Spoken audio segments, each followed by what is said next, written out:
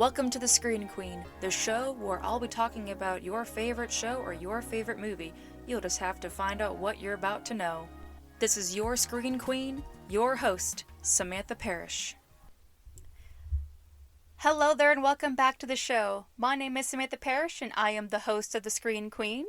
I am the host on the East Coast. I am the one that has the scares with some cares. And this episode is going to have a particular amount of care into a genre that I never really cared for in the first place, but here we are. Let's be honest. Slashers don't really get the best reputation. I mean, albeit they're fun depending on how you look at a slasher movie. Whether you're in it for the blood, you're in it for the fun, you're in it for both. I always say, choose how you want to be entertained. That's alright with me. But slashers have a very stale reputation. If you really look at it, it's very formulaic. Slashers began in the 60s, and then it got really popular in the 70s, and then by the time the 80s came around, the audience had pretty much predicted what was going to happen. You're going to have a character that's an outsider, and they're going to come across a killer with a very sharp instrument that's going to try and kill them, and you wonder how are they going to survive. It was a story that didn't have much story to it. All you really had to know was, okay, who's going to have sex and who's going to die? That's basically all you had to know. Sure, you got some very good actors out of it, and you had some very memorable performances, and then you also got some very iconic villains. I'm not going to be ragging on the fact that we got Michael Myers, and we got Jason Voorhees, and Freddy Krueger. You could even argue that Freddy Krueger did revitalize the slasher genre with A Nightmare on Elm Street by adding a supernatural element to the slasher genre that added a lot more story to it. And Nightmare on Elm Street still is a nightmare people can never really forget, but it also dried up in its formula and is having a tough time getting rejuvenated. And then you have this TV show called Slasher that makes you question, are they going to do the same thing they did before? Are we going to see the same song and dance? Or is something interesting going to happen? I was very surprised that something interesting happened in those seasons that I watched.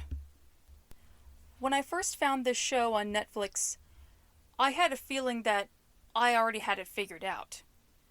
Just the title alone called Slasher and a picture of a barn, I felt like that was pretty self-explanatory. Knowing the title and knowing that it's a part of the horror genre, I knew this was going to be the same song and dance of seeing some people and they're going to get killed off one by one and there's going to be a grand reveal of a killer.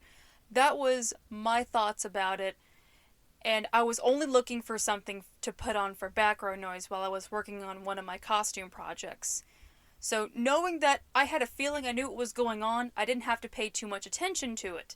So I put the show on while I was working on my costume, and I was very surprised that it actually made me wrong about the way I originally predicted the show, despite the fact that slashers are pretty predictable. This entirely proved me wrong, and that is a first for me, and I welcome being wrong about a film. If there's a movie or a film that proves you wrong about its premise, it's doing something right. Slashers aren't something that I gravitate towards, and when I was younger, I really didn't like slashers. That was terrifying to me because of the idea. It's someone trying to kill you, and there's nothing you can do about it. It's a very scary situation when you put yourself in the shoes of that character that's trying to survive when they find all their friends dead. That scared me to every core and fiber of my body as a young child, and then I got to be a teenager, and I was steadily warming up to it.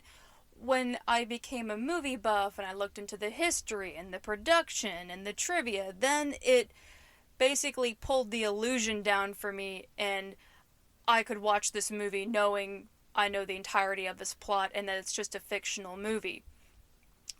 But then knowing what was going to happen, it didn't really make me want to watch something when I knew it was going to happen, just like I had mentioned earlier about how audiences were starting to predict slashers. So I basically became a part of that audience that knew what was going to happen.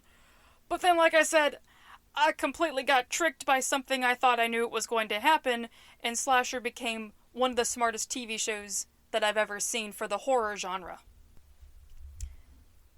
All of the episodes of Slasher, someone has to die. In every single episode, every character that you encounter, there's a good chance that character is going to die. That has to happen, otherwise the show would not be called Slasher. But that is a very good way to go about creating a slasher story, by having one character die per episode. Otherwise, you won't have this air of mystery as to who the killer is going to be.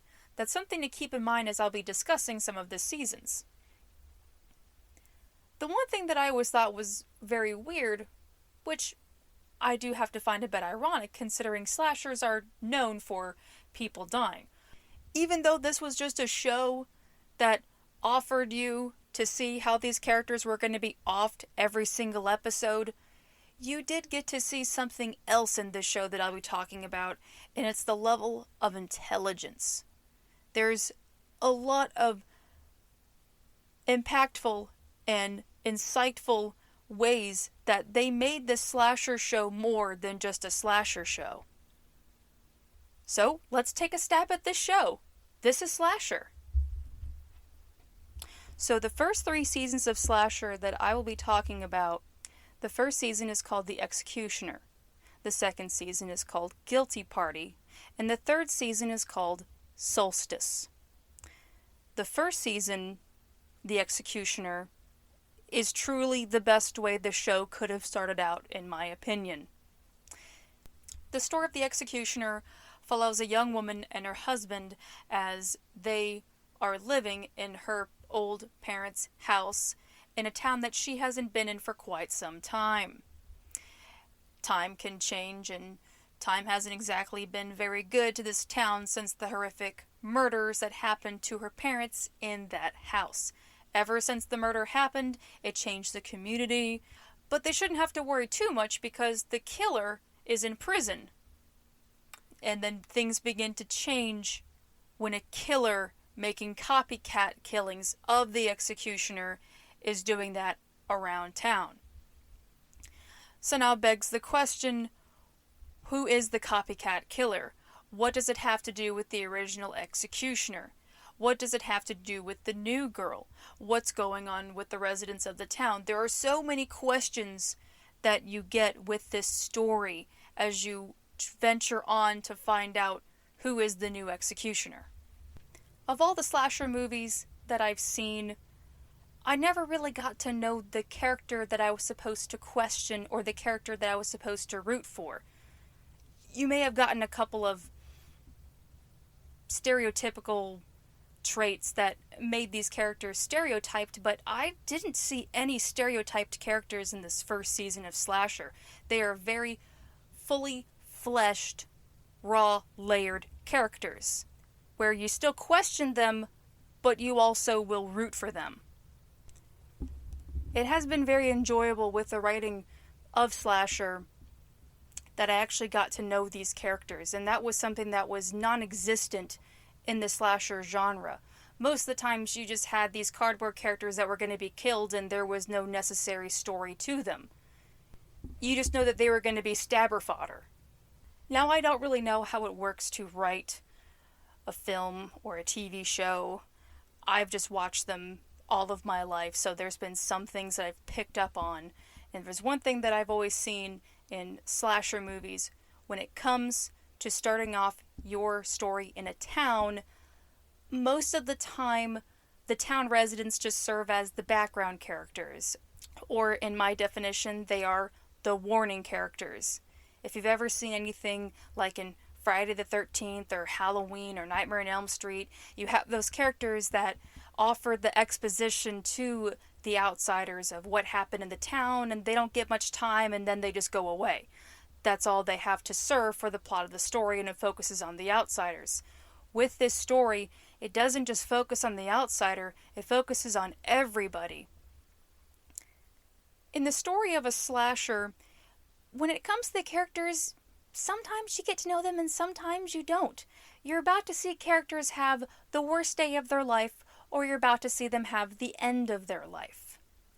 In Slasher, that was going to be apparent. You're about to watch characters that are going to die in the most grisly fashion that's going to make you reach for your Tylenol or your Advil. That was about to happen. But this was different, actually getting to know these characters. You got to see the layers to all of them and what made them stick out. Even though you had one character die every single episode, it narrowed everything down and made you question those characters, and then it makes you go back to the drawing board if you actually had your characters figured out. This was what made this first season so spectacular, was having all these characters so well thought out that you really thought that you knew them, and then you have to go back to the drawing board. There were so many twists and turns into the Executioner. It is worth the watch to be able to see this very well executed piece about a town that's haunted by the Executioner. After the Executioner, that was such a high ride. And then what was going to happen after seeing a whole town that had to find a killer, and then you follow it up with the next season about kids at a camp that immediately made me resentful, thinking, are we going to go back to that route of Slasher? With the fact that the second season is called Guilty Party, it was pretty much a loud parallel that you were going to be getting elements of stuff from I Know What You Did Last Summer. It practically spells it, but with just 2 words. I was hesitant because the idea of a story like that just never appealed to me. Even though slashers and me aren't the best of friends, we're like cousins that tolerate each other from far away. And with this particular type of slasher story, I never saw anything out of it. It was people that did something bad and they're about to have some very bad karma. I thought the story spoke for itself and it wasn't necessary to have to watch a story like that. So now going into Guilty Party, I felt like I had to see if there was going to be something different added to a story that I wasn't that fond of in the first place. I was not ready for Guilty Party. I had to give myself a little bit of time before I dived into it. I had to be open to the fact that I could be disappointed with the show and it's going to follow the same parallels of cliches, or I could be surprised like I was with the first season.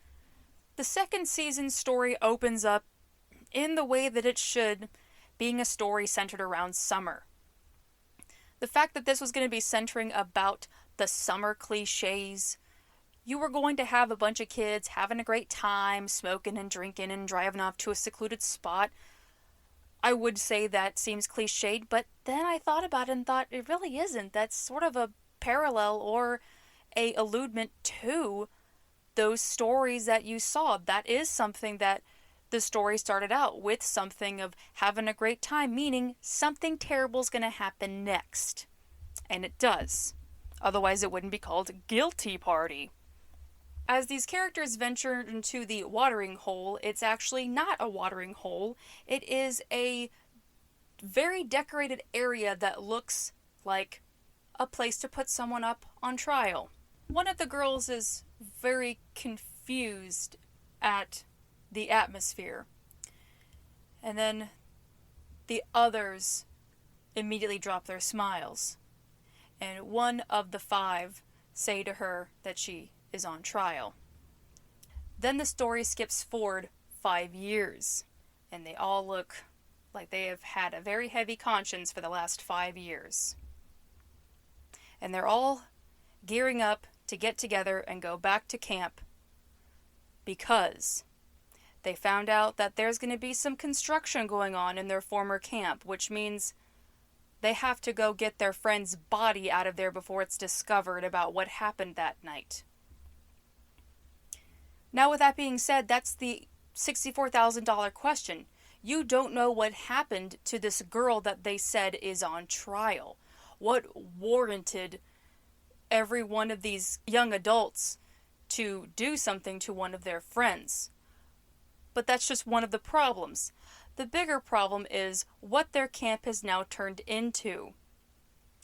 Not only do they have to worry about how to safely and secretly dispose of their friend's body, they have to do that without the new people on the reservation that have turned the camp into a trauma retreat, so they don't find out what happened and they all go to prison.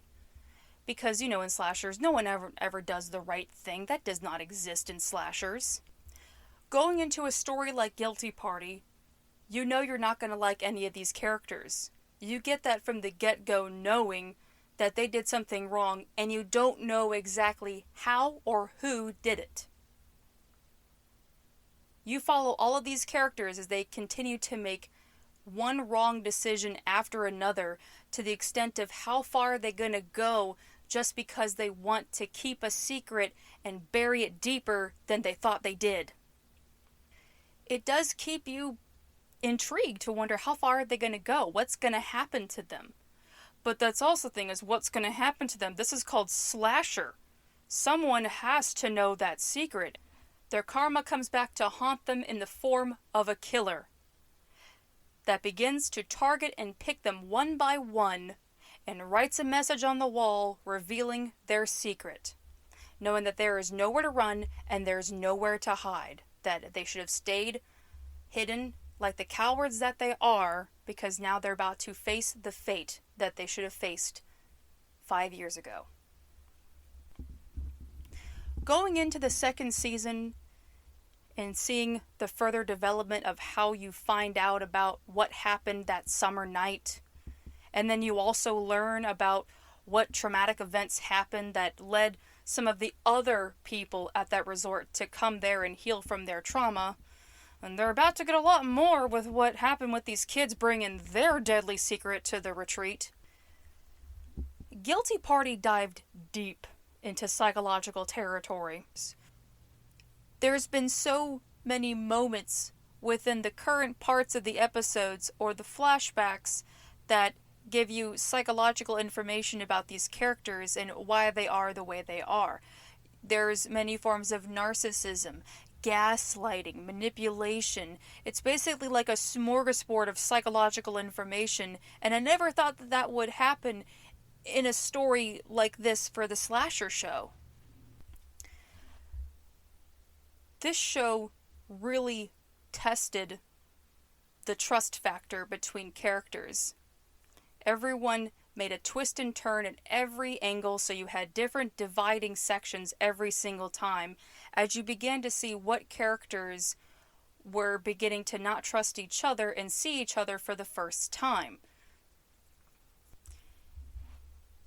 Their survival skills just wasn't limited to weapons and how good the deadbolt was on a door.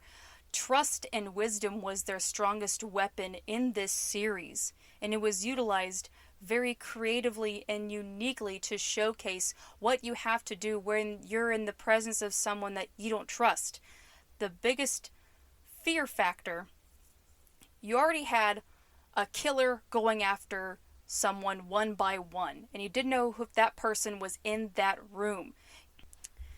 The story had very simple tacks to make this a very strong slasher story. Another way that they utilized the story was emphasizing a sense of claustrophobia. As the story goes on, the tenants of the self-help resort have no choice but to take in the outsiders as the climate begins to push everyone together. Which that is what happens when you have stories revolving around the winter. You have no choice but to do the right thing and to keep people together. But in this sense of the story, it actually makes things more dangerous where you still don't know who the killer is. As the numbers of the characters have been going down, you see a smaller number congregating into one room, making you wonder, okay, if this is it, who's the killer? It comes down to the most chilling way that you won't even see coming. It has the most dramatic 360 that they did so well at covering up that I had to watch it a second time to realize that I got bamboozled.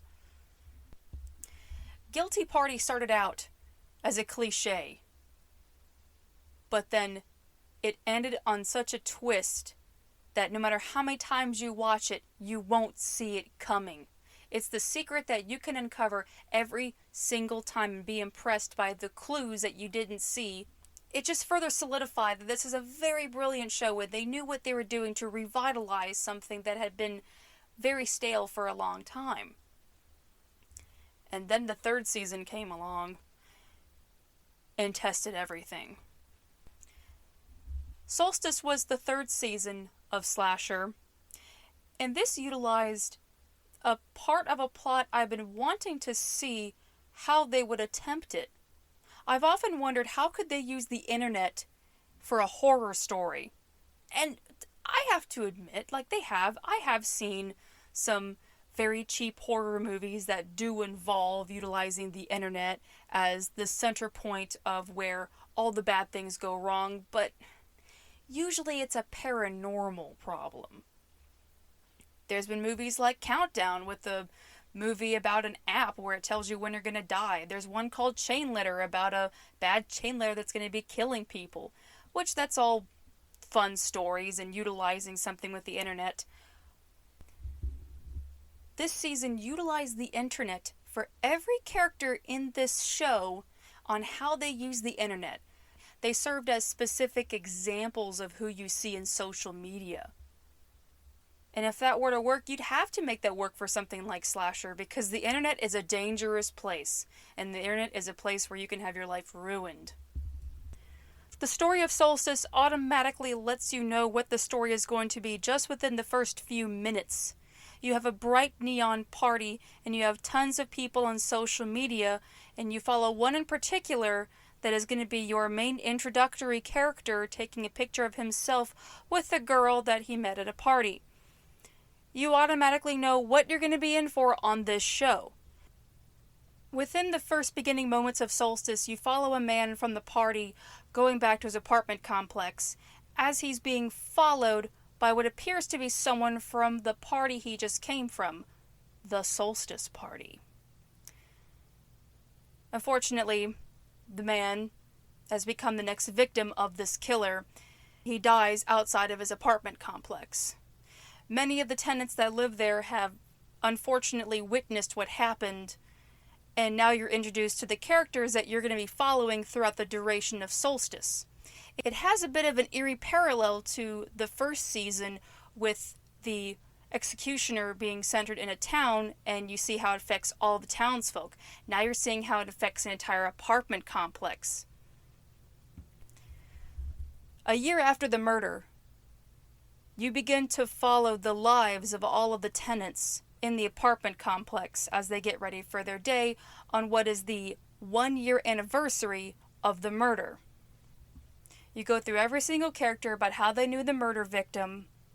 You wonder what they had to do with the night that the poor tenant was murdered. And you do get a big commentary about how people utilize a murder case. There's one in particular with a character that is desperate to be the next viral sensation, and found that talking about horrific crimes became the ticket in. So with a murder happening at the apartment complex, it seems like a shoo-in to be a viral sensation, to talk about something that people can't get enough of, and that's crime.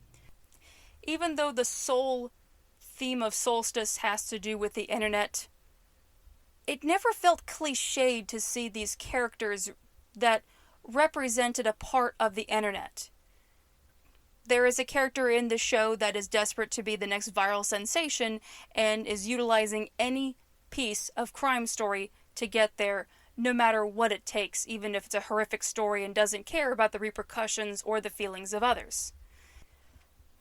You also have another character that's also introduced that doesn't mind putting out certain attributes on the internet just to get attention. There's another character that is new to the internet. There's another character that published something very damning on the internet and caused severe repercussions. This season perfectly encapsulates that raw, ugly side of the internet, and how there are even people that will be just as raw and ugly to feed into that raw and ugly side of the internet. It's a show that hits the mark on so many different levels, even though it's such a simple platform for what they're doing by having a show, by having a season that is centered on what you do on the internet will come back to bite you in the ass. And then it makes you wonder, how does the killer tie into this? The killer has something to do with all of these characters and their secrets that they have that could very well be on the internet and will get to them before the killer gets to them. But that's the whole question. What's going to happen to all these characters when your whole entire season takes place in one day? You have a major countdown to wonder, who could the killer be? Is it in the tenants? Is it an outsider? Was it someone from a party? Was it someone that we've seen before? There's so much of a shroud of mystery. It's a brilliant season, and I've watched it so many times I've lost count. This is definitely a season to watch if you are someone that enjoys thought-provoking commentary. This is definitely the season for you to start out at if you want something at that level. When I finished watching all of these seasons over and over and over again, there began to be new thoughts that I had about slashers' placement within the horror genre. I never really thought much about slashers in the first place because it wasn't something that I gravitated to. And even after learning about some various slasher movies and learning their plot, so this gave me something to think about that I don't know about the horror fans out there would think about this, but the slasher stories needed more time. You didn't really get to know all of these characters that you didn't know what their fate was going to be, if all of them were going to die or who the killer was going to be. You have to cram so much information into an hour and 30 minutes, sometimes even less than that. With the slasher show, there was an opportunity to be finally given that time to know these characters, get a more elaborated story, so you can work your way through the plot to know who the killer is, to have a better payoff. And I really enjoyed that. For someone like me that doesn't really think too much of the story of slashers, to say that I really enjoyed this show from a writing standpoint and from a history standpoint of how slashers have been growing since the 1960s. This show did something to revitalize that idea. There was more time given. There was a different take on many different stories to explore within the slasher series. I love what slasher did, not only for the story of slasher, but for the horror genre in general. I just gotta say, this is a show that you just have to take a stab at. That's all that I can really say about all 3 seasons of slasher. There is a 4th season. At the end of the 3rd season, there was a bit of an abysmal weight on what was going to be the future for slasher. And the horror network Shudder came along and nabbed slasher to premiere its 4th season on there, so I wasn't able to watch it. At some point I might watch it in the future and I'll make a little special about it, but until then, I'm content rewatching the first 3 seasons of slasher. But that is all that I have for this episode. Now we've reached the point of the episode where we figure out what the next episode is going to be. If you are new here, if there's one thing to know about the show is I never know what the next show is going to be. So I put a bunch of random pieces of paper in a little bowl and we all find out together what the next episode's going to be. And thankfully, I put a bunch of new ones in here, so that way I really don't know what the next episode's going to be, because I'll lose track of what I put in there. Okay, I got something in my hand. I wonder what it's going to be. Oh my goodness, this is going to be an interesting... I feel heavy just automatically looking at the title, and you'll find out why. Oh man.